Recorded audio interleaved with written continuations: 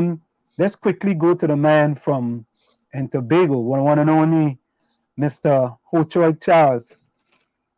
Mr. 𝗪𝗀𝘀𝗽𝗪, welcome, sir. I hope my mic, did you hearing me at all? Yeah, we're hearing you loud and clear, man. Well, very good. I wasn't able to test my microphone before. That's okay, So man. That's okay. I'm very happy that you're hearing me. Good night. Good Yeah. evening. And good evening to all those who are with you, your co-host or whatever, and all those who are participating in this program. Thank you. Good evening, sir. But you know, Mr. I don't call him Mr. 𝗪𝗀𝘀𝗽𝗪, you know, it's a kind of respect, it's a respect thing, right? But you know, I was going to go down to this, Mr. Charles. You know my father from Roxborough, right? You know my father, right? God. Yes, I know him. You know, I know my father name is Shaq.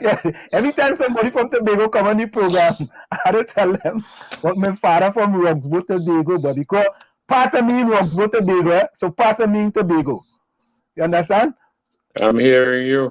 So I want to see good things for Tobago. That's what I want to see. You understand? But, and I'm the real Tobago girl. Right. That is Diana. So also we have with us Diana. The dog is Diana and someone Gary, and we have another young man by the name of Tony. The ladies in the chat call him the love child, and we call him the outside child. So yes, but we are all brothers and sisters, you know. Of course. That's right. You know, thank you, Mr. Charles. but Mr. Charles, you was the first secretary of the Tobago House of Assembly, right?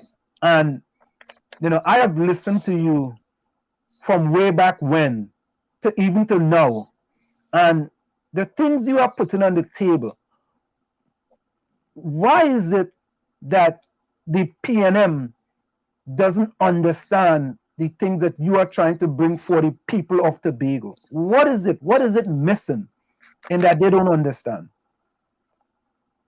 You are asking me really a question that you should ask the Prime Minister, you know, and ask the PNM that question, what it is and why it is that they that. But I'm sure that in the course of our discourse tonight, something is going to come out. The truth is going to come out. We have to understand where we are, what brought us here, and what Tobago is looking for. I listened to the latter part of Brother Indar Singh's contribution to your program tonight. And I don't think that everyone in Trinidad understand what this issue is all about and what is required to be done. And let me just say this right here before I deeply answer your question. The matter we are dealing with is internal self-government for Tobago. We are not talking about a federation or an independence of Tobago. We are talking about Tobago being allowed to determine how we as a people we are governed. That's an issue that has been settled by international law. I want to repeat that very slowly, even to my brother Indar Singh. When I heard him say a little while ago, not quarreling, that they need to have a conversation with Trinidad too. Let me put this to rest. Internal self-government is not a matter for Trinidad, the internal self-government of Tobago. That's a matter that has been settled by international law. The United Nations Charter says, and in fact, all the human rights conventions and so on, would have placed this particular matter of self-determination of a people high up on the priority, on the agenda for various reasons. Because the United Nations explain why they have made it a question not for negotiation between any people or any two set of group and so on. They made it so for one reason, that they said, and it is all there. I'm sure you have access to it, and you can access to it if you have not done so before. That one matter of preventing people or obstructing people or standing in the way. My God, like it got off your boy. No, your camera just turned something. It turned. I think it your camera. No. I'm completely blank. Okay, I'm still It's all seeing right. you. Yeah, you might be, but I am not getting anything. But I'll come back on. Right. Okay. Okay, here we No, go. it's not. Right. Yeah, Yeah, yeah. actually, I have a little difficulty. We have some internet problem here. But I anyhow, know it let's go. I go. know it go. I That's was all right.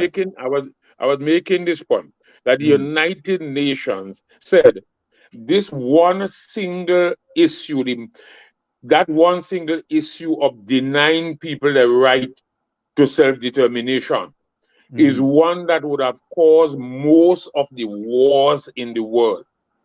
And it is a threat to world peace.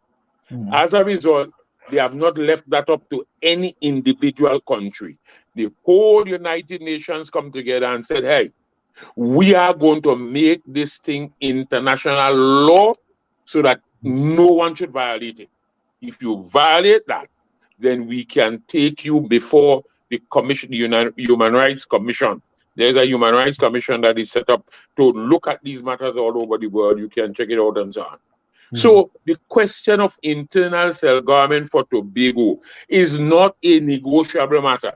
If it was independence and we negotiate, very quickly, let me say this again to you. Trinidad, and I will just add Tobago because we are a nation. Trinidad, and I say and Tobago, would have been in a colonial relationship with the United Kingdom, with Great Britain. They wanted to have their internal self-government to manage the business of Trinidad. Let me leave Tobago out for the time being. They wanted that. In 1959, November, they went to Great Britain to say, hey, we need our internal self-government. Discussions started in Britain in November of 1959. And then the Secretary of State for the Colonies, who was chairing that exercise, it is the government and the opposition from Trinidad that went. And that is the convention in the world that when you want your self-government or whatever it may be, your internal self-government, that the country must come.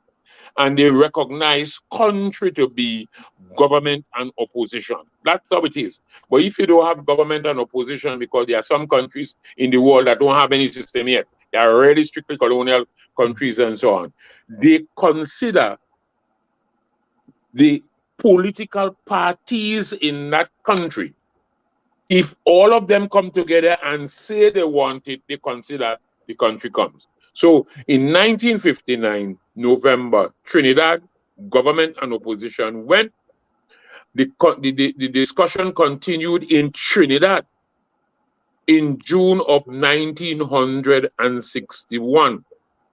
June of 1960, the following year.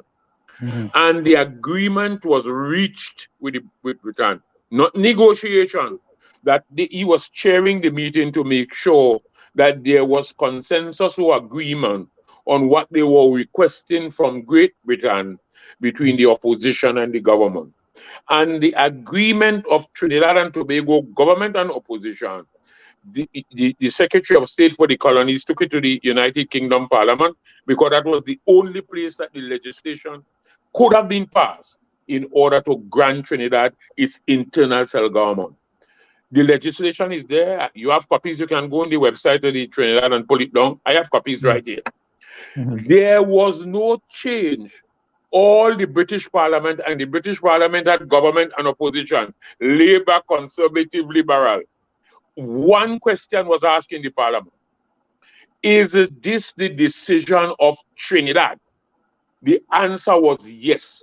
The legislation was passed because Great Britain knew that's not a negotiable matter at all. By 1961, the legislation was passed. Trinidad was given, and they call it Trinidad and Tobago,